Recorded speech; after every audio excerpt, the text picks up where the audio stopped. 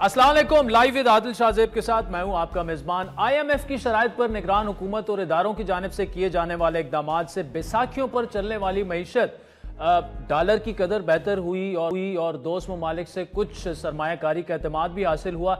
लग रहा ये है कि बतदरीज वो बेहतरी की जानिब गामजन है, लेकिन ये कहना भी दुरुस्त है कि फिलहाल वेंटिलेटर पर है। आज भी कुछ कौमी इदारे ऐसे हैं जिन्हें तश्कील तो मुल्की वसाइल में बेहतरी के लिए दिया गया था, लेकिन हुकूमतों और ब्यूरोक्रेसी में बैठे जो अफसरान हैं या जो गुजरे हुए सियासतदान हैं, उनमें रिटायर्ड ब्यूरोक्रेट्स और जर्नल सभी आते हैं। उनके रवैयों के बायस आज ये इदारे मुल्क की मईशत पर बोझ बन चुके हैं, जिनमें सर फहरिस्त कौमी एयरलाइन PIA और पाकिस्तान स्टील मिल हैं। उसके अलावा पाकिस्तान रेलवे भी उसमें शामिल है। बात करते हैं पहले PIA की। मुल्क के लिए नेशनल फ्लैग कैरियर के नाम से जाने जाने वाली ये एयरलाइन इस वक्त एक ऐसा ऊंट बन चुकी है जिसकी कमर, मैं अगर ये कहूं कि टूटने वाली है तो ये मेरे ख्याल है अंडरस्टेटमेंट होगी, बल्कि टूट चुकी है। और नजर ये आ रहा है कि इसके क़याम से अब तक इसे घड़े में धकेलने वाले कोई और नहीं, हम खुद ही हैं। मुल्क के मौजूदा माली और माशी हालात में इस इदारे को चलाना तकरीबन नामुमकिन हो चुका है। PIA की ज़बूहाली के बायस 10 साल पहले उस वक्त नवाज शरीफ की गवर्नमेंट थी, इसकी निजकारी का फैसला हुआ जिसे आज तक अमली जामा नहीं पहनाया जा सका। PIA का सालाना खसारा 700 अरब रुपए से तजावुज कर चुका है और इसके जिम्मे वाजिबुल अदा कर्जों का अंबार लगा पड़ा है, जिसमें 421 अरब रुपए बैंकों से, जबकि 150 अरब रुपए मुख्तलिफ औकात में हुकूमत ने PIA को फराम किए। ये सवाल भी अपनी जगह अहम है कि मुल्क को चलाने का दावा करने वाले PIA को चलाने से गुरेजा हैं।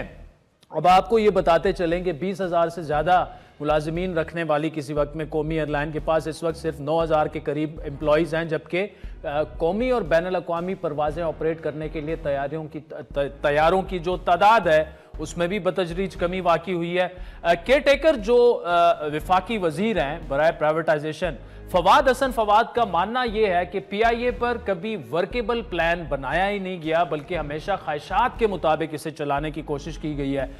2015 में भी PIA और पाकिस्तान स्टील मिल की निजकारी होने जा रही थी। इस मामले को सियासी रंग दे दिया गया, जैसा कि हमेशा होता है। इसी तरह PIA से वाबस्ता कुछ असासे भी हैं जिसकी आमदनी इतनी नहीं कि इससे PIA के जिम्मे कर्ज तो दूर की बात, इंटरेस्ट जो PIA अदा करता है वो देना भी मुमकिन नहीं है। जो एक अमेरिका में होटल है, रोजवेल्ट होटल है, वो इमारत PIA की वो प्रॉपर्टी है। उसके इर्द गिर्द भी हालात ऐसे हैं कि जब भी उसकी प्राइवेटाइजेशन की बात होती है, कंट्रोवर्सीज जो है वो उसके आड़े आ जाती है। और फिर जिस तरीके से उसको चलाया गया, मिसमैनेज किया गया। कुछ अरसा पहले भी PIA की परवाजों की बंदिश का मसला पैदा हुआ था। मालूम हुआ कि PSO ने PIA के लिए जो 15 अरब रुपए की क्रेडिट सेलिंग मुकर्रर की थी वो टूट चुकी थी, जिसके बाद मजीद 2 अरब रुपए की क्रेडिट सेलिंग मुकर्रर की गई, लेकिन वो फिर टूट गई, जिसके नतीजे में परवाजें जो हैं वो लिमिटेड हो गई। रवां साल भी PIA को 270 अरब रुपए तक रेवेन्यू मुतवक्के है, जिससे 10 से 11 अरब रुपए का ऑपरेशनल मुनाफा होगा, तो वहीं 260 अरब रुपए के करीब ऑपरेशनल इखराजात होंगे। और इतलात ये है कि इस साल भी PIA ने 132 अरब रुपए कर्ज और सूद की मद में अदा करने हैं। अब हालात ये है कि PIA की निजकारी निगरान हुकूमत के एजेंडे में सर फहरिस्त है, क्योंकि हुकूमत भी मौजूदा सूरत हाल में इस पर पैसे लगाने को तैयार नहीं, और फ्रैंकली पैसे है ही नहीं तो क्या लगाए जाएं। नजर डालें मुल्क की बड़ी सियासी जमातों पर, वो निजकारी के मामले पर हमेशा जिस तरह सियासत होती आई है वही हो रहा है। हमने अपने ही एक शो में ख्वाजा आसिफ साहब से ये पूछा, उनका जवाब सुन ले कि क्या ये निजकारी होनी चाहिए या नहीं, वो क्या कह रहे हैं। ख्वाजा साहब, बड़े अहम टॉपिक की तरफ आपको मैं लाना चाह रहा हूं। रज़ा रब्बानी साहब ने एक खत लिखा कि ये आइन के बिल्कुल मावराए आइन है अगर निगरान हुकूमत निजकारी का ये काम करे, क्योंकि ये मुंतखब हुकूमत का काम है। आपकी पार्टी की टेक इस पर क्या है? मैं PIA को प्राइवेटाइज होना आज नहीं, आज से 35-30 साल पहले होना चाहिए था PIA को privatise. PIA sick organisation haemorrhage हो रही है। 86 अरब रुपया साल का जो है इंटरेस्ट पे हो रहा है। 700 अरब के करीब उसका इस वक्त लोन जो है खड़ा है, जिसके ऊपर जो है वो 86 अरब रुपया साल का इंटरेस्ट जो है। It is criminal even to say कि ये प्राइवेटाइज ना हो। अब खुर्शीद शाह साहब पीपल्स पार्टी के सीनियर रहनुमा हैं, ओपोजिशन लीडर रहे हैं, बड़े सीजन्ड पॉलिटिशियन माने जाते हैं, उनकी क्या टेक है? उनसे जब मैंने पूछा, सुनिए जरा। पाकिस्तान इंटरनेशनल एयरलाइन को प्राइवेटाइज करना आज की केयर टेकर गवर्नमेंट को یہ نہیں کرنا چاہیے کیونکہ یہ اس کا مینڈیٹ نہیں ہے۔ ادارے ہمارے بہت اچھے ہیں مگر سازشوں کے تحت ان کو بند کیا گیا ہے، اپنے اپنے بندوں کو نوازنے کے لیے بند کیا گیا ہے۔ ان کو چلایا جائے، آج بھی چلایا جائے تو وہ سکسیسفل ہوں گے۔ پی آئی اے آج بھی 5 سے 6 7 ارب روپیہ پروفٹ دے رہی ہے۔ یہ تو دو پاکستان کی جو بڑی جماعتیں ان کا ورژن تھا۔ اب شاہد خاقان عباسی سابق وزیر اعظم ہیں اور ایئر لائن انڈسٹری میں کافی ایکسپیرینس ہے، پی آئی اے کو وہ اوورسی بھی کر چکے ہیں۔ مسلم لیگ نون سے ان کا تعلق ہے لیکن وہ چونکہ آج کل ان کے سیاسی معاملات کچھ ہو رہے ہیں، وہ کیا نقطہ نظر رکھتے ہیں اس پر سنیے۔ پرائیویٹائز کر دیں، پرائیویٹائز ہو نہیں پائے گی۔ وجہ اس کی کیا پرائیویٹائز کریں گے؟ ایئر لائن مسائل پرائیویٹائز تو نہیں ہوتے نا۔ نہیں، لائبلٹیز تو پھر گورنمنٹ کو پے نہیں، لائبلٹیز آپ رکھ لیں۔ آپ کو یہ پتا نہیں ہے کہ پی اے کے اندر کون سی چھپے ہوئی لائبلٹیز ہیں۔ اتنے عرصے کا معاملہ ہے، ایک لاس میکنگ ایئر لائن ہے۔ تو اس کے خریدار آپ کے خیال میں؟ مجھے تو وہ خریدار نظر نہیں آتا۔ آپ کو پیسے دینے پڑیں گے کسی کو، یہاں یار یہ 50-100 ملین ڈالر لے لو، ہماری ایئر لائن بھی لے لو۔ یہ ناظرین آپ کے سامنے پی آئی اے کا کیس رکھا۔ اب چھوٹی سی مختصر سی بات کرتے ہیں۔ جو دوسرا ملکی معیشت پر بوجھ بھرنے والا ایک قومی ادارہ ہے پاکستان سٹیل مل، 8 سال سے بند پڑا ہے، سفید ہاتھی ہے۔ 2019 سے اس کی بھی نجکاری کی باتیں ہو رہی ہیں۔ 2021 میں سٹیل مل کی نجکاری کے لیے 4 کمپنیوں نے پری کوالیفائی کیا۔ اب اس سے ایکٹیو پرائیویٹائزیشن لسٹ سے ہٹا دیا گیا، جس کی وجہ یہ ہے کہ 2 سال کے عرصے میں 4 میں سے 3 کمپنیاں واپس جا چکی ہیں اور اب صرف ایک ہی کمپنی کے ساتھ 1.5 سال سے بات چیت جاری ہے۔ آپ کو یہ بتاتے چلیں کہ اس قومی اثاثے کو 1973 میں 1949 کی جو رشین ٹیکنالوجی پر لگایا گیا تھا، جس کی پیداواری صلاحیت تقریباً 1 ملین ٹن سے زیادہ ہے، لیکن اس کی پیداواری صلاحیت کو بڑھانے کے لیے بھی، چلانے کے لیے بھی $585 ملین درکار ہے۔ ان 4 سالوں کے دوران ملکی قومی خزانے پر بوجھ کم کرنے کے لیے پاکستان سٹیل مل سے 5000 سے زیادہ ملازمین کو گولڈن ہینڈ شیک بھی دیا گیا، لیکن اب بھی سٹیل مل میں ملازمین اور مینجمنٹ موجود ہے، یعنی سٹیل مل بند ہے، تنخواہیں جا رہی ہیں۔ ریزیڈنٹ کالونی کو سپلائی ہونے والی گیس کا سالانہ بل 100 ارب روپے ہے۔ چند دفاتر کو بجلی کی سپلائی کی مد میں 20 سے 30 کروڑ روپے کا بل ادا کیا جاتا ہے۔ اس کے علاوہ ٹیکس دہندگان کے پیسوں سے پانی کے بل سمیت تنخواہوں کی بھی ادائیگی کی جا رہی ہے۔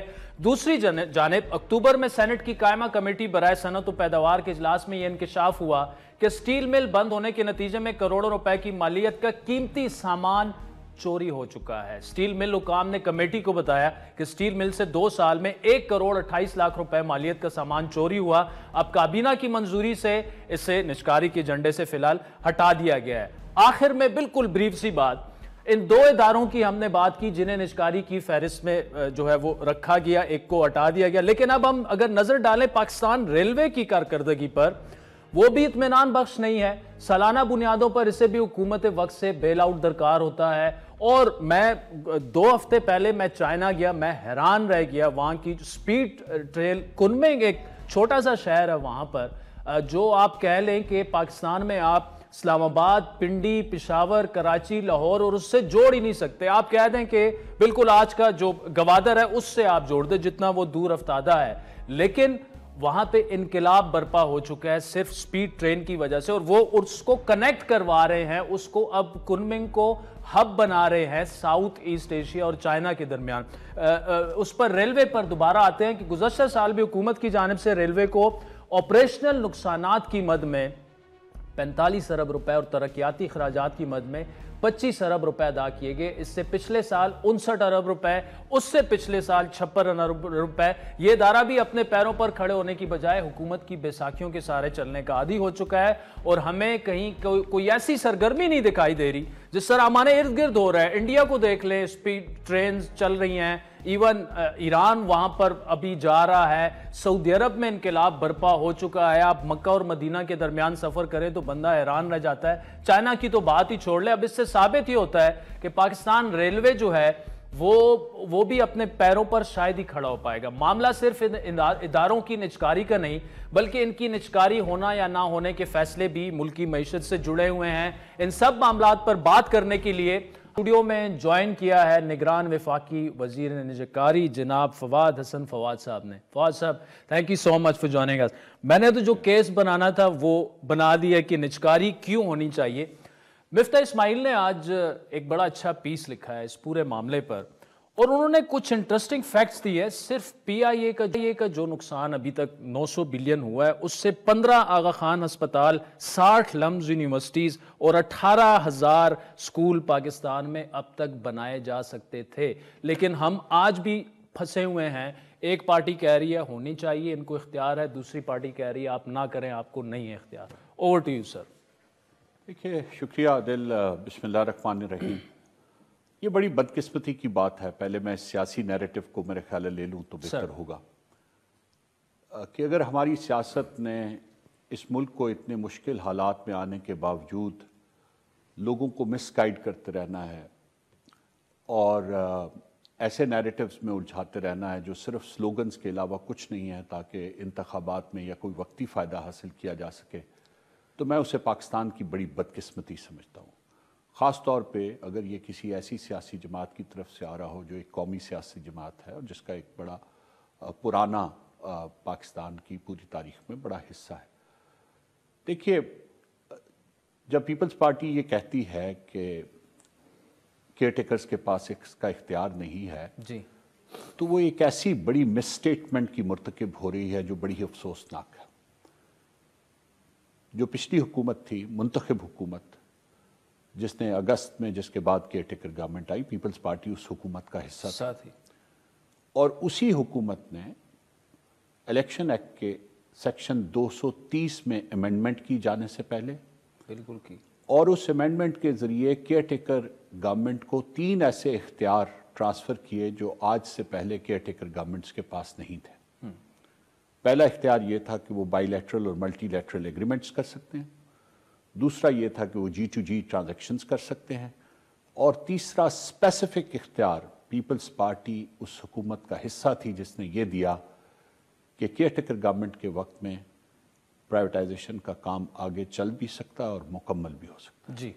तो उसके बाद तो इस दावे की तो हैसियत आपके सामने खुद ही खुल जानी चाहिए कि जो हुकूमत, जो सियासी जमात खुद ये अमेंडमेंट करके जा रही है, उसका हिस्सा है उस असेंबली का जिसने अमेंडमेंट की, वो अगर अब ये कहे कि जी ये गलत काम हो रहा है या ये केयर टेकर गवर्नमेंट के इख्तियार में नहीं है, तो इस पे सिवाय अफसोस के और कुछ नहीं कहा। अच्छा सर, एक कमेंट, पंजाब जो लाहौर और सिंध हाई कोर्ट में जो पिटिशंस हैं उसमें भी ये बहस हो चुकी है। ये जो आपने 230 की बहस की कि अमेंडमेंट हो चुकी है और केयर टेकर हुकूमत के पास इख्तियार है। अब ओवर टू यू, आगे चलते हैं। और आगे चलने में सर मुझे बताइए कि पीआईए में एम्प्लॉयज़ हैं और ज़्यादातर जो हैं वो सियासी जमातें जो ये नैरेटिव बनाती हैं वो उन्हीं की वजह से कि जी यूनियंस हैं, मुख्तलिफ स्टेक होल्डर्स हैं, अपने अपने स्टेक्स हैं, ये 9,000 एम्प्लॉयज़ कहाँ जाएंगे, वो बेरोज़गार हो जाएंगे। पीआईए को क्यों प्राइवेटाइज हो जाना चाहिए और कैसे होगी ये? पहले तो मैं कुछ बुनियादी चीज़ों की, आपने बड़ा अच्छा शुरू में इंट्रो दिया, लेकिन कुछ उसमें हकायक में थोड़ा सा फ़र्क है तो वो मैं सर रिकॉर्ड की दुरुस्तगी के लिए, आपने पहली मुल्की मईशत से बात शुरू की और आपने ये कहा कि वो वेंटिलेटर पे है, बेहतरी हुई है लेकिन वेंटिलेटर पे है। मैं समझता हूँ कि हम वेंटिलेटर से ज़रा बेहतर सूरत हाल में हैं, लेकिन एक बहुत ही चैलेंजिंग सूरत हाल है। बट लेकिन अल्हम्दुलिल्लाह पिछले 3-4 महीने के जो इक़दामात हैं उसमें कम से कम वेंटिलेटर वाली सूरत हाल इस वक्त नहीं है। आगे का बहुत एक लंबा और कठिन तवील सफ़र है जो चैलेंजिंग टाइम्स में से गुजरेगा, लेकिन ऐसा नहीं। दूसरा, पीआईए के मुलाजमों की तादाद आज भी, जबकि इसके पास सिर्फ 19 जहाज़ ऐसे हैं जो ऑपरेशन के काबिल हैं, जिनमें से 15-16 एवरेज पे चलते हैं क्योंकि कुछ बाकी मेंटेनेंस वगैरह भी होती रहती है। उसके साथ मुस्तकिल मुलाजमीन जो हैं उनकी तादाद 10,500 है। ठीक है। और उसके अलावा 3,400 डेली वेजेस भी हैं जो छोटे मोटे काम करते हैं। ठीक है। सो तादाद अभी जो है वो तकरीबन आज भी 15,000 लोगों की 15,000 है। तो एक जहाज के लिए ऑन एन एवरेज 1,000 आदमी मुलाजिम है पीआईए में। पीआईए में आज के दिन। पहले इससे ज्यादा होते थे, थोड़े से जहाज भी ज्यादा होते थे लेकिन तनासुब भी ज्यादा होता था। और दुनिया की मुख्तलिफ एयरलाइंस में ये तादाद, ये तनासुब जो है ये तकरीबन एक जहाज पे 50 अफराद का है। तो इसको प्राइवेटाइज, सबसे पहले आप इसी को देख लें कि अगर human resource versus flying assets का तनासुब 1 और 20 हो तो इससे बड़ी जस्टिफिकेशंस क्या हो सकती है? इसका मतलब ये है कि आपने इतना मिसमैनेज उसको किया है कि वो एक प्रॉफिटेबल उसका होना मुमकिन ही। फवाद हसन फवाद साहब नाज़रीन हमारे साथ मौजूद है, ब्रेक के बाद उनसे ये इंटरेस्टिंग गुफ्तगू जारी रहा। वेलकम बैक नाज़रीन, वजीर निचकारी जनाब फवाद हसन फवाद साहब हमारे साथ मौजूद हैं। सर ये मिसमैनेजमेंट में तमाम सियासी जमातें जी बिल्कुल, कोई तो मैं कई मरतबा कह चुका हूं, तमाम सियासी जमातें शामिल हैं, खाली सियासी जमातें भी नहीं शामिल, गैर सियासी हुकूमतें भी शामिल हैं, ब्यूरोक्रेसी भी शामिल है, उसके बोर्ड्स भी शामिल हैं। और कम अज कम तारीख की दुरुस्तगी के लिए ये सारी बातें मानना चाहिए कि सब लोग उसमें हिस्सेदार हैं, किसी का थोड़ा सा ज्यादा होगा, किसी का थोड़ा सा कम होगा। दूसरी बात यह कि जो आपने कर्जों की तफसील तो बताई, लेकिन इसके अलावा एक बहुत बड़ी जो लाइबिलिटी अब सामने आई है वो तकरीबन 350 अरब से लेके 370 अरब रुपए तक की वेंडर्स के पेबल्स हैं, जो मुख्तलिफ आपके जो सप्लायर्स हैं उन्होंने जो आपको चीज़ें फराहम की और आप उनको नहीं दे सके वो पेमेंट्स, और वो पेमेंट्स अब पेंडिंग है, आपने बहरहाल वो देनी है। तीसरा, ये बार बार चीज़ नैरेटिव में लाई जाती है और कही जाती है कि जी ऑपरेशनल प्रॉफिट जो है वो इतना हो गया। मैं एक बड़ी खौफनाक बात आज फॉर्मली फिर फाइनली मजबूर होकर रिकॉर्ड पे लाने लगा हूं। इस ऑपरेशनल प्रॉफिट का ये 5 अरब रुपए का फिगर निकालने के लिए जो पीआईए का फाइनेंस सेक्शन है वो ये करता है कि मैं और आप जो पीआईए की टिकट्स खरीदते हैं उसमें एक फेडरल एक्साइज ड्यूटी का एक कंपोनेंट होता है जी, जो एक विद होल्डिंग एजेंट के तौर पे पीआईए ने लेना होता है, और उसकी लाइबिलिटी है, ये लीगल रिस्पॉन्सिबिलिटी है कि वो एफबीआर को दे दे। ठीक, आज के दिन 15 अरब रुपया एक्साइज ड्यूटी की मद में जो उन्होंने इकट्ठा किया हुआ है वो पैसे भी वो खा चुके हैं, और ये ऑपरेशनल प्रॉफिट डिटरमिन करने के लिए उन 15 अरब रुपए को भी शुमार किया जाता है। अच्छा, और सर ये ओवर द पीरियड कितना 15 अरब जो जी मैं तकरीबन 1.25 अरब रुपया महाना का ये तकरीबन आप कह रहे हैं 1.5 साल से उन्होंने एफबीआर की पेमेंट नहीं, डिफॉल्ट ही हुआ ना। अब यही काम अगर कोई प्राइवेट इदारा करे तो मैं आपको यकीन दिलाता हूं कि इसके बहुत खौफनाक नताइज उनके लिए बरामद होंगे। और पिछले दिनों में जब हमारे यूरोपियन आए हुए थे रेगुलेटर्स दोबारा रिव्यू करने के लिए कि हमारी यूरोप की परवाज़ें शुरू होनी चाहिए कि नहीं, तो जो मुतल्लिका कमिश्नर थे एफबीआर के, उन्होंने पीआईए के अकाउंट से एक दिन बहुत सी कोशिश करने के बाद जब उन्हें कोई पॉजिटिव रिस्पांस इन 15 अरब के बारे में नहीं मिला तो उन्होंने फ्रीज कर दिया जी। अब देखिए हम लोग किन कंस्ट्रेंट्स में काम कर रहे हैं प्राइवेटाइजेशन। अब उसूली तौर पे तो ये काम बिल्कुल ठीक था, मुझे बिल्कुल नहीं कहना चाहिए था एफबीआर को या वजीर ख़जाना को कि नहीं ये अकाउंट्स फ्रीज ना करें, लेकिन दूसरी तरफ ये एहतमाल था कि जो रेगुलेटर्स इस वक्त मौजूद हैं अगर उन्हें सुबह ये पता चला कि दोबारा परवाज़ें बंद हो गई हैं इसलिए कि टैक्स के भी मामलात हैं तो फिर वो शायद रिव्यू पॉजिटिव नताइज ना ला सके।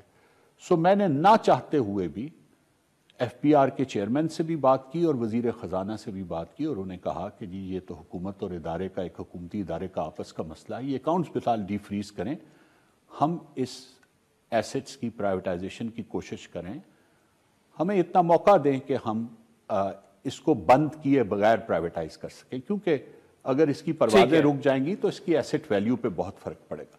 तो मैं कहने का मतलब ये कि ये बदइंतज़ामी की वो नौबत है जहाँ का आप तसव्वुर भी नहीं कर सकते। आपने इसी में पीआईए के ज़ेर इंतज़ाम आप कहते हैं एक एसेट है रूजवेल्ट है जी, हम उस पर भी काफ़ी कोशिश कर रहे हैं और बड़ा अच्छा एक हमारे पास जॉइंट वेंचर डेवलपमेंट का एक प्रपोजल भी आ गया है जो हम जब वफाकी काबीना मंजूर कर देगी तो लोगों के सामने लेके आएंगे, क्योंकि उस वक्त तक वो प्रपोजल है जब तक वो अप्रूवल नहीं देते। उस इदारे को हुकूमत ने जो इस 2018 और 22 के दरमियान जो हुकूमत थी उन्होंने 2021 में $142 मिलियन का कर्जा नेशनल बैंक से लेके दिया, क्योंकि उस वक्त ये फैसला हुआ था कि रूजवेल्ट होटल को बंद करके उसको बेच दिया जाए, ज़मीन को बेच दिया जाए। तो उसमें जो उनकी लाइबिलिटीज़ थी वो क्लियर करनी थी और उसमें $18 मिलियन उन $142 मिलियन में से اس لیے دیا گیا کہ جو وہاں کے ملازمین ہیں ہوٹل کے ان کے سیورنس پیکج کی پیمنٹ کے لیے کیا گیا. وہاں پہ یہ ممکن نہیں ہے کہ آپ کو ادارہ بند کر سکیں جب تک آپ وہ معاملہ حل نہ کریں. قانون لیبر لاز کا وہاں پہ یہ. آج ہمیں یہ کچھ 4-5 دن پہلے پتہ چلا کہ اس $18 ملین میں سے $10 ملین خرچ ہو چکے ہیں. سیورنس پیکج نہیں پے ہوا. ٹھیک ہے. ٹھیک ہے. دوسری بات ہمیں یہ پتہ چلی کہ اب جو باقی $8 ملین رہ گئے ہیں اس کے بارے میں بھی پی آئی ایل جس کا وہ اثاثہ ہے اس کے بورڈ کی یہ پروپوزل ہے اور اس کی مینجمنٹ کی یہ پروپوزل ہے کہ اس $8 ملین کی بھی ہمیں اجازت دی جائے کہ ہم اس کا جو انٹرسٹ $142 ملین کا ہم پے نہیں کر سکے ہم یہ $8 ملین اس انٹرسٹ کی پیمنٹ کے لیے استعمال کریں. اب آپ یہ بتائیں اس طرح کے ادارے آپ یہ چاہتے ہیں اسی طرح چلتے رہیں؟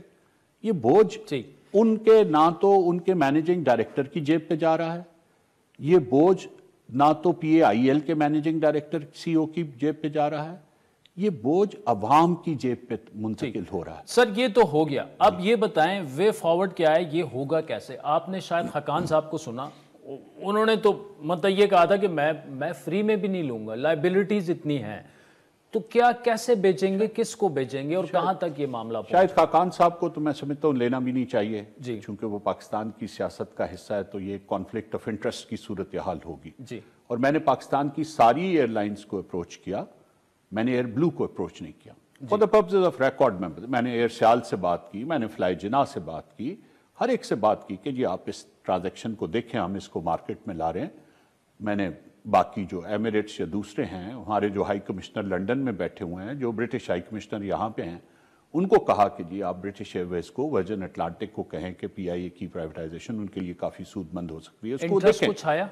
جی ہے, انٹرسٹ ہے, لوگ دیکھ بھی رہے ہیں, لیکن شاید خاقان عباسی صاحب نے جو کہا, میں ان کا رائے ہے, ان کا ایک اپنی میرے سے بہت زیادہ ان کی ایویشن پہ ایکسپرٹیز ہے, لیکن میں یہ سمجھتا ہوں کہ ہم جس ٹرانزیکشن کو جس طرح سے سٹرکچر کر رہے ہیں, اور ہم نے پچھلے 10 ہفتے میں محنت بھی کی ہے اور اس پہ کافی کچھ ہم نے پروگریس بھی کی ہے.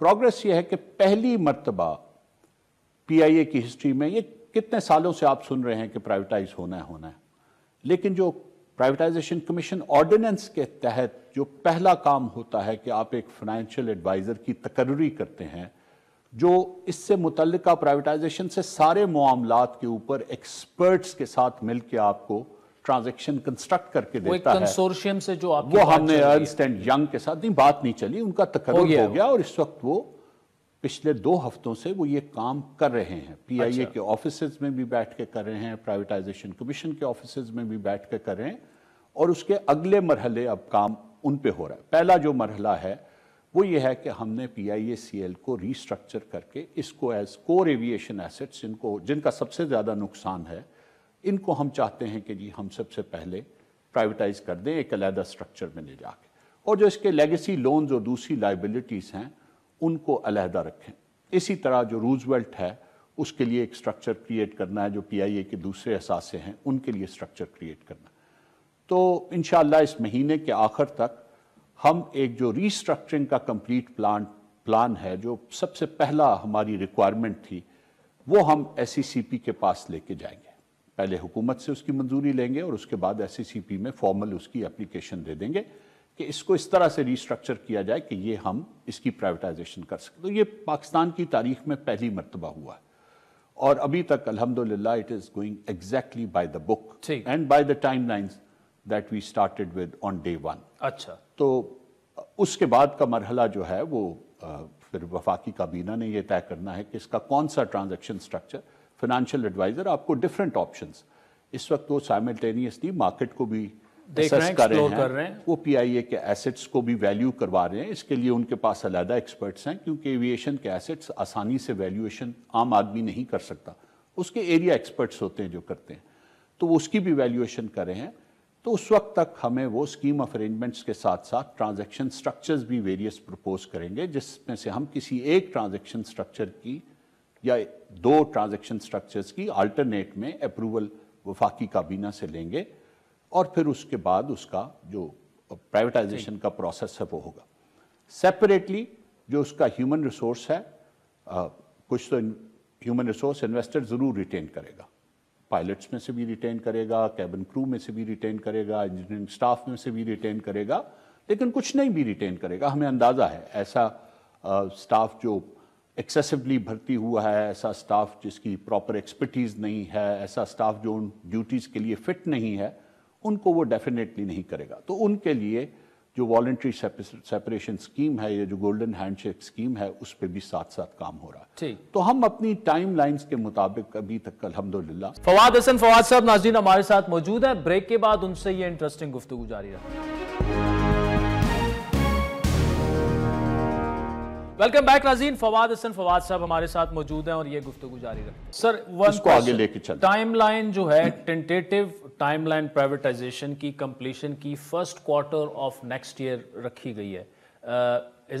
इज दिस करेक्ट कि मिड मार्च तक जो है ये मामला? जी, हमारा ये डिपेंड करता है कि फाइनली ट्रांजैक्शन स्ट्रक्चर वफाकी काबीना क्या अप्रूव करती है। अच्छा, उस ट्रांजैक्शन स्ट्रक्चर, मुख्तलिफ ट्रांजैक्शन स्ट्रक्चर्स के लिए मुख्तलिफ टाइमलाइंस होंगी। सो अगले महीने के अवाइल में इंशाल्लाह आदिल मैं आपको ये बता सकूंगा कि हम इसको किस टाइमलाइन में अचीव करेंगे, क्योंकि वो इख्तियार मेरा नहीं है। उस ट्रांजैक्शन स्ट्रक्चर मेरा प्रपोज करना मेरी जिम्मेदारी है, फाइनेंशियल एडवाइज़र की कंसल्टेशन के साथ मैंने प्रपोज करना है, मेरे बोर्ड ने, जो प्राइवेटाइजेशन कमीशन का बोर्ड है, उसने प्रपोज करना है, लेकिन फाइनल डिसीजन बहरहाल वफाकी काबीना ने लेना है। मैं फवाद साहब इसलिए ये सवाल पूछा कि 8 फरवरी इलेक्शंस हैं, उसके बाद जो है अगर एंड ऑफ मार्च तक ये मामला नहीं होता, अगली गवर्नमेंट आ जाती है और वो फिर कहती है कि ये क्या आपने किया जी, रिवर्स करें इस सारी चीज़ को। अच्छा, मैं तो एंड ऑफ मार्च की टाइमलाइन बहरहाल नहीं देख रहा। मेरे ख्याल है 8 फरवरी को अगर इलेक्शंस होते हैं तो 29 फरवरी तक 21 दिन का शेड्यूल है जो इलेक्शन एक्ट के तहत है। 21वें दिन बहरहाल वजीर आजम का इंतखाब होना होता है। तो करते कराते मार्च, मेरे ख्याल में 29 फरवरी तक इंशाल्लाह एक मुंतखब हुकूमत होगी अपनी जगह। जो आपने जिस खर्चे का इजहार किया है, मैं ये समझता हूँ कि ये जितनी बातें की जा रही हैं ये इलेक्शंस के नुक्ता नज़र से और एक वोट बैंक के नुक्ता नज़र से की जा रही है। मैं पूरी जिम्मेदारी से कह रहा हूँ, पाकिस्तान की किसी हुकूमत के पास, चाहे वो कोई भी हुकूमत आए, पाकिस्तान की करंट मुआशी चैलेंजेस को सामने रखते हुए ये ऑप्शन नहीं होगी कि वो PIA का 150 अरब रुपए का खसारा अगले माली साल में भी बर्दाश्त करे। ये ऑप्शन टेबल पे नहीं है। पाकिस्तान के SOE सेक्टर की बेशुमार कंपनियों के बारे में ये ऑप्शन अब टेबल पे नहीं है। ये अब फैसला आपने सिर्फ ये करना है कि आपने इन SOEs को, और इसमें आपका जो 4-4, 5-5 हज़ार का वोट बैंक है, उसको बचाना है या आपने पाकिस्तान को बचाना। मेरी ये खुशगुमानी है कि जब एक्चुअल ये सियासत के मरहले जब तमाम हो जाएंगे और जो भी सियासी हुकूमत आके, जो भी मुंतखब हुकूमत आके बैठेगी, मेरी खुशगुमानी सारी सियासी हुकूमतों से ये है कि वो फैसला पाकिस्तान के हक में करेंगी, 4 या 5 हज़ार के इलेक्ट्रेट के हक में। ठीक सर, ये तो एक जर्नल सवाल था कि वो इस पर सवाल उठा दें कि होना चाहिए नहीं होना चाहिए।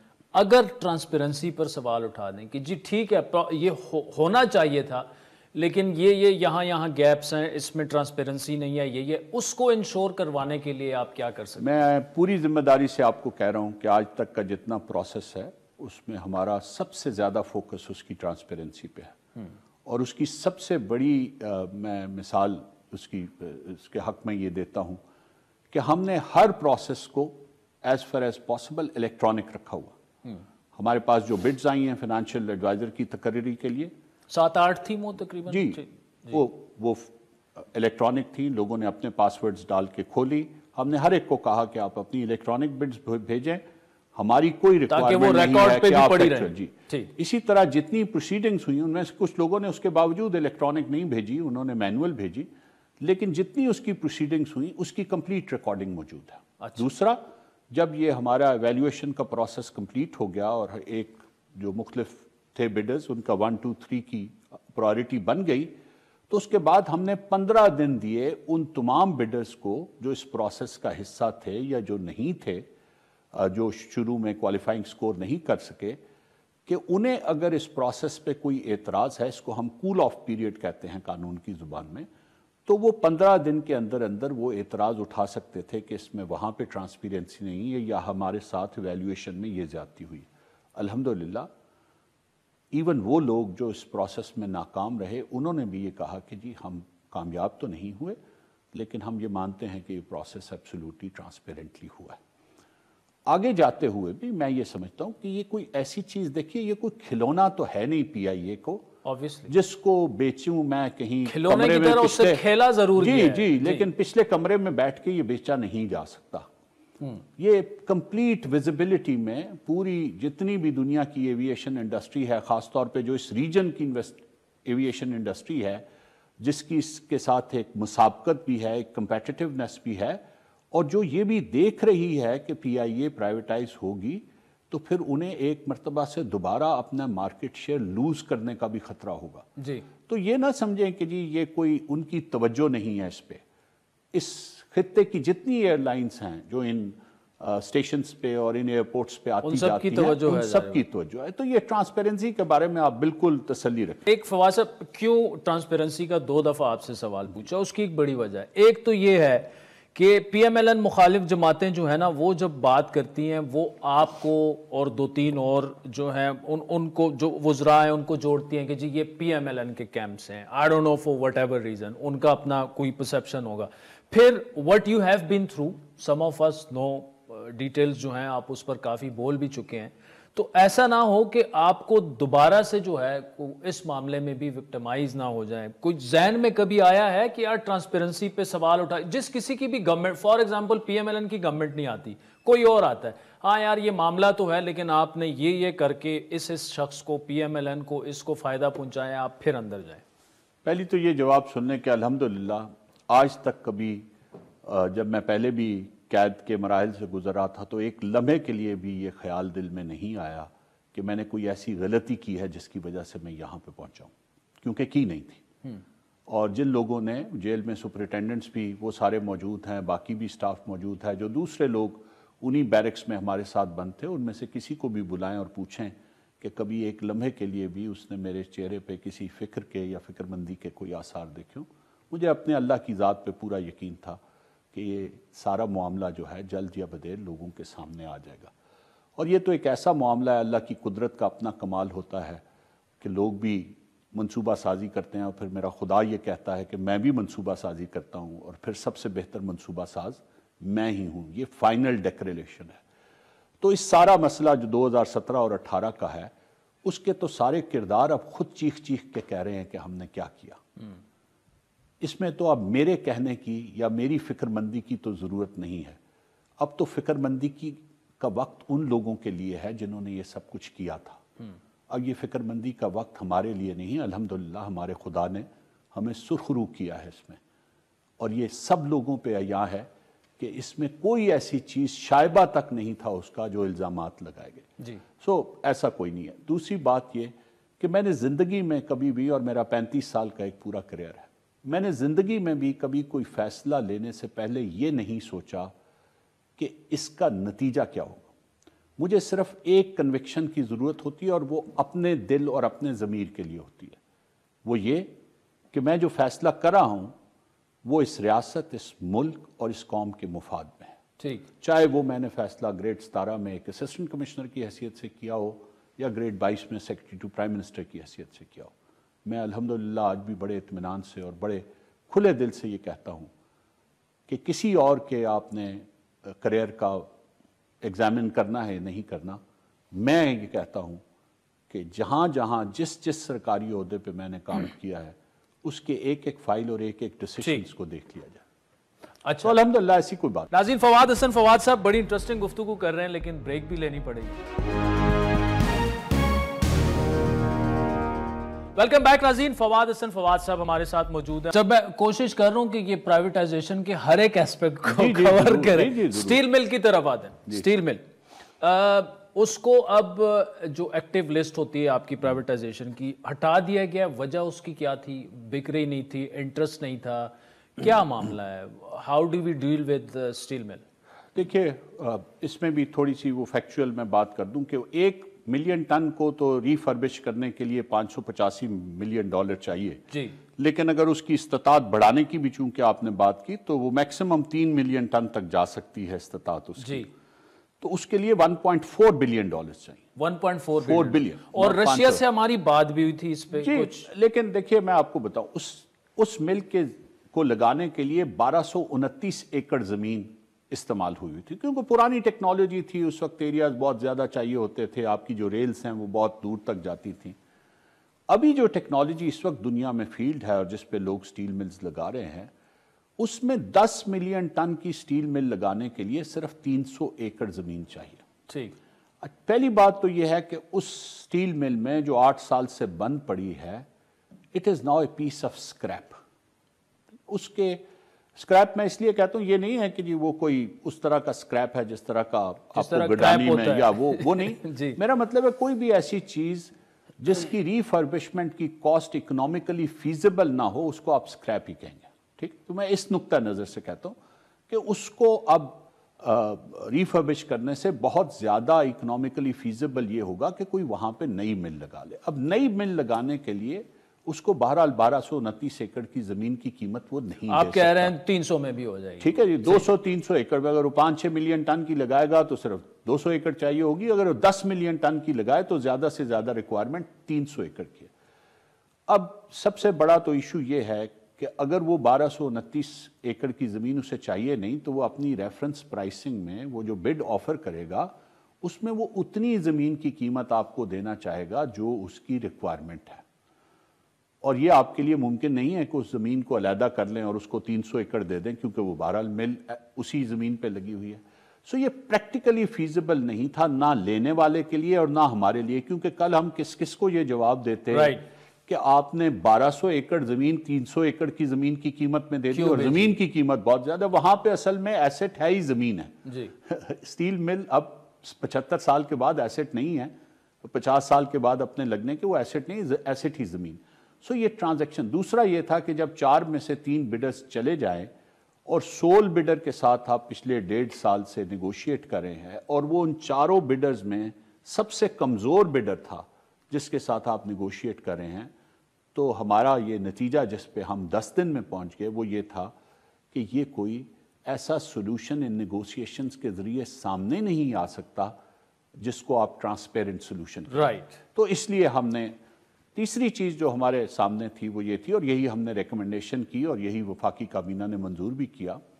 देखें, पाकिस्तान का एक बहुत बड़ा मसला पाकिस्तान का करंट अकाउंट डेफिसिट है। पूरे पाकिस्तान में फैली हुई हमारी एक्सपोर्ट इंडस्ट्री जो है वो आज तक 25 से 30 बिलियन डॉलर के दरमियान के उसमें घूम रही है। मैं बड़ी एहतियात से कहता हूँ, मैंने कमर्शियल डिप्लोमेसी की हुई है। मैं 3 साल फ्रैंकफर्ट में भी एज कमर्शियल काउंसलर भी काम किया हुआ है और मैं फिर ये सीपैक के सारे मामलात से भी एसोसिएटेड रहा हूँ। मैं ये समझता हूँ कि अगर इस ज़मीन को, जो तकरीबन 19,000 एकड़ ज़मीन है स्टील मिल की, अगर इसको एक एक्सपोर्ट प्रोसेसिंग जोन में डेवलप किया जाए तो जितनी पूरे पाकिस्तान से एक्सपोर्ट जनरेट की जाती है उतनी एक्सपोर्ट सिर्फ एक एक्सपोर्ट जोन से that would be a long term plan. That would not only be a long term plan but probably a plan which would address one of the key issues of Pakistani economy. ठीक। तो इसलिए हमने ये propose किया और वही अब ministry of industries and production उस पे काम कर रही है। एम्प्लॉइज का क्या करेंगे सर? ये तो चले प्लान जो भी होगा उनके लिए तो कोई प्लान होना चाहिए ना कि उनको तो आपने खुद अपने इंट्रो में बताया कि सेनेट की कमेटी के सामने ये आया जी कि जी वाइल वो मैनेजमेंट भी मौजूद है और वो मुलाजमीन का एक अंबार भी मौजूद है, तो स्टील मिल में जी चोरी भी हो गई और वहां से एसेट्स उठा एग्जैक्टली। मुझे ये बताएं, अखलाक की और कानून की कौन सी रिक्वायरमेंट ऐसी है कि मैं उस मैनेजमेंट का भी अब जिम्मेदार हूं जो वहां पे कोई काम नहीं कर रही लेकिन चोरी भी नहीं रोकती जी। लेकिन ये फैसला मेरा नहीं है, हुकूमत का फैसला ये है कि उन सारे मुलाजमीन को जो उनके एम्प्लॉयमेंट कॉन्ट्रैक्ट्स हैं उसके मुताबिक एक वॉलंटरी सेपरेशन स्कीम या गोल्डन हैंडशेक स्कीम दी जाएगी, तो वो नेचुरली पैसे कहां से आएंगे सर? देखिए वो तो ये तमाम जितनी भी आपके इदारे हैं, आपने ये देखना है कि क्या आप इसको यूं ही बंद इदारे को लोगों को तनख्वाहें देते रहेंगे। और मैंने पहले भी रिकॉर्ड पे कहा है कि उन लोगों की अक्सरियत अब कई सालों से गेनफुली एम्प्लॉयड है प्राइवेट सेक्टर में, ठीक, लेकिन उसके बावजूद हर महीने की पहली तारीख को उनके पास ये पैसे जाते हैं, पैसे चले जाते हैं, तनख्वाहें चली जाती हैं। या ये है कि आप इसको कट ऑफ करें اور لوگوں کو آپ ایک اچھی اسکیم کے ذریعے اس کا ایک مرتبہ خسارہ اٹھا لیں جو بھی آپ نے اٹھانا ہے، لیکن اس کے بعد اس کو گینفلی اس ایسٹ کو یوز کریں۔ ٹھیک، فواد صاحب ٹائم میرے پاس شارٹ ہے، لیکن ہم نے بریف سا آپ کا کمنٹ لینا ہے پاکستان ریلویز پر بھی۔ سی پیک کو آپ نے قریب سے دیکھا ہوا ہے، انتہائی قریب سے دیکھا ہوا ہے، چائنا آپ جائیں اور پھر پاکستان آئیں اور اپنے ریلوے کو دیکھیں، کیا ایک لے مین کا سوال ہے، یہ جو پشاور سے کراچی تک لائن ہے، یہ جو بوسیدہ لائن ہے، اس کو کیا ہم سپیڈ ٹرین، سپیڈ ریل جو بھی ہے اس میں کنورٹ کر کے، کیونکہ دیکھیں ریلوے جو ہے نا، آپ یورپ چلے جائیں، یو ایس چلے جائیں، چائنا چلے جائیں، جہاں آپ جائیں، بلکہ اب تو مڈ ایسٹ میں بھی ہر جگہ آپ کو سپیڈ ٹرین اور ریلویز ملیں گی، اور اس کی وجہ سے انقلاب برپا ہو چکا ہے دنیا میں۔ اس پر کیا کریں گے؟ دیکھیے، میرے تو وہ دائرے کار میں نہیں ہے، کیونکہ اس کو منتخب حکومتیں پرائیویٹائزیشن کی لسٹ میں نہیں ڈال گی، لیکن جس طرح آپ نے کہا کہ میں آپ کو اس کے بارے میں اپنی رائے ضرور دے سکتا ہوں۔ چین سے تو ہمارا موازنہ بنتا ہی نہیں۔ چین اس وقت دنیا میں ریلوے ٹریکس کے نمبر کے حساب سے، سائز کے حساب سے، کلومیٹر ٹرین ریلز کے حساب سے نمبر 1 پہ ہے۔ دنیا کے کسی ملک میں اتنا ریل کنیکشن نہیں ہے جتنا چین نے ایک مختصر مدت میں بنا لیا۔ اسی طرح سپیڈ ٹرین کی ٹیکنالوجی میں بہت آگے ہے۔ ہمارا تو مسئلہ اس وقت یہ نہیں ہے۔ آپ حیران ہوں گے کہ جب آپ تو ہو کے آئے ہیں، آپ نے دیکھا ہے کہ جب 350 کلومیٹر کی رفتار پہ ٹرینیں چل رہی ہیں، ہماری جو میکسیمم اس وقت سپیڈ ہم اچیو کرتے ہیں ماسوا ایک چھوٹے سے سیکشن کے، وہ 70 سے 80 کلومیٹر ہے فی گھنٹہ کی رفتار سے۔ تو ہمارا تو پہلے فیز میں جو ریکوائرمنٹ ہے، اگر یہ ہم پبلک سیکٹر میں چونکہ کرنا چاہ رہے ہیں اس کو، تو وہ تو یہ ہے کہ اس کو 120 کی رفتار تک لے جایا جائے، جو کمپیریبل ہمارے ریجن میں بھی نہیں ہوگی، چین یا یورپ کو تو آپ چھوڑ دیں۔ حل اس کا وہی ہے، حل اس کا پرائیویٹائزیشن ہی ہے۔ آپ کو سونر یا لیٹر کرنا پڑے گا۔ 55 ارب روپے کا خسارہ آج کا، یہ 35 تھا، پھر 45 ہوا، پھر یہ 55 ہوا، یہ بڑھتا جائے گا۔ میں عادل بڑے دکھ کے ساتھ یہ کہہ رہا ہوں، میں کسی کی بات ہے، بالکل دکھ کی میں بات کسی کی میں نہیں یہ کہہ رہا کہ جی کسی ایک شخص کی وجہ سے یہ ہو گیا، یہ ایک دہائیوں کی بد انتظامی ہے جس کے نتیجے میں یہ حال، ہم اس حال تک پہنچے ہیں۔ لیکن جب یہ آپ کو سامنے نوشتہ دیوار نظر آ رہا ہے تو پھر حکومتوں کو فیصلے کرنے میں دیر نہیں کرنی چاہیے، اور یہ بھی ہمیں سوچنا چاہیے کہ جس طرح آپ نے کہا کہ ریلوے جو ہے وہ کسی بھی، ایک تو سفری سہولت ہے، لیکن اس سے زیادہ کسی بھی ملک کی معیشت کی ایک بنیادی ریڑھ کی ہڈی کی حیثیت رکھتا ہے۔ ایگزیکٹلی۔ آپ کا جتنا بھی ایکسپورٹ کا سامان ہے، اگر اس نے بندرگاہ تک، اور ہمارے جیسا ملک جس کی ایک ہی بندرگاہ یا دوسری بھی کافی فاصلے پہ ہے گوادر، جس کی بندرگاہیں محدود ہیں اور ملک سے کافی فاصلے پہ ہیں، اس کے آخر پہ جا کے واقع ہیں، اس کے لیے تو ایک ایفیشینٹ ریل سسٹم کا ہونا باقی بہت سے ملکوں سے بہت زیادہ امپورٹنٹ ہے۔ کیونکہ اگر ہم اپنے کارگوز کو روڈ سیکٹر سے یا ایئر لائن کے ذریعے لے کے جاتے ہیں تو ہماری ایکسپورٹس کمپیٹیٹیو نہیں رہتی، اور روڈ سیکٹر میں جو انفراسٹرکچر کی تباہی بربادی ہوتی ہے، آج بھی آپ کو پتہ ہے ایکسل لوڈ کا مسئلہ ایک بہت بڑا مسئلہ بنا ہوا ہے کہ ہمارے جو ٹرالرز ہیں، ہمارے جو کارگو کو لے جانے والی گاڑیاں ہیں، وہ جو پرمیسیبل لوڈ ہوتا ہے اس سے 2.5-3 گنا لوڈ لے کے چلتی ہیں، جس کے نتیجے میں اربوں روپے کی بننے والی موٹر ویز اور ہائی ویز جو ہیں وہ رزق خاک ہوتی جا رہی ہیں۔ تو ہمیں بہرحال یہ سوچنا ہے، اور مجھے امید ہے کہ جو اگلی منتخب حکومت آئے گی وہ فیصلہ یہی کرے گی کہ ریلوے کو بھی آپ پرائیویٹائز کریں۔ فواد صاحب، thank you so much for joining اس۔ سیکنڈ ہے میرے پاس، 8 فروری کو انتخابات ہوتے دیکھ رہے ہیں آپ؟ جی، مجھے تو اس میں ایک ذرتی برابر بھی شک نہیں ہے کہ 8 فروری کو انتخاب۔ اگلے حکومت کا سیٹ اپ کا حصہ بننا آپ کو خود کو دیکھ رہے ہیں آپ اس میں؟ نہیں، میں نہیں دیکھ رہا جی، نہیں، میں بالکل نہیں۔ فواد صاحب، thank you so much for joining اس۔ ناظرین، فیڈ بیک ضرور دیجیے گا، بڑا ڈیٹیل پروگرام تھا، ویری انفارمیٹیو۔ ہم نے منسٹر صاحب کو زیادہ اس لیے بولنے دیا کہ کیس آپ کے سامنے رکھ دیا تھا کہ ان کا پلان کیا ہے ابھی تک، کیونکہ زیادہ لوگوں کو یہ پتہ نہیں ہے کہ انہوں نے کتنا کچھ کام اس پہ کر لیا ہوا ہے۔ So I think we are almost there when it comes to privatization of PIA۔ Feedback ضرور دیجیے گا، ٹویٹر ہینڈل ہے @AdilShahzeb۔ اجازت دیجیے، خدا حافظ۔